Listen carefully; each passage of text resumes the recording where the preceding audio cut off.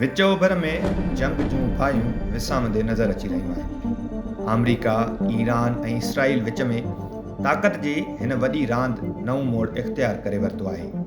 हिकु पासे अमरीकी सदर डोनाल्ड ट्रंप ऐलान करे रहियो आहे त ईरान सां तारीख़ी मुआहिदो थी चुको आहे, त ॿिए पासे इसराइली वज़ीर आज़म बिन्यामीन नेतन्याहू साफ़ लफ़्ज़नि में चई छॾियो आहे त हू हर मामले ते ट्रंप सां मुतफ़िक़ न आहे।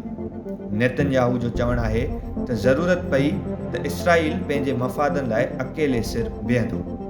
ॿिए पासे तेहरान मां फ़तेह जा नारा बुलंद थी रहिया आहिनि। ईरानी पार्लियामेंट जे स्पीकर मोहम्मद बाक़र कालिबाफ दावा कई आहे त ईरान पंहिंजी हतमी फ़तेह ॾांहुं वॾो क़दम खणी वरितो आहे ऐं दुश्मन जा समूरा मनसूबा नाकाम बणाए छॾिया आहिनि।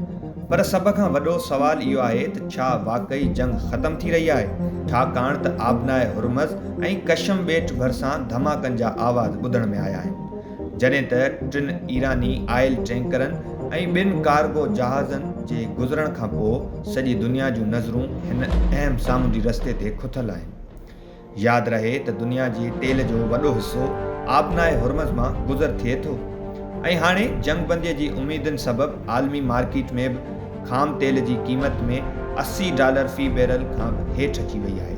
इन दौरान ट्रंप ईरान खे $अरबें मिलण वारनि ख़बरुनि खे फेक न्यूज़ करार ॾेई छॾियो आहे, जॾहिं त अमरीकी नाइब सदर JD वेंस वाज़े कयो आहे त ईरान खे अमरीका खां $1 बि न मिलंदो।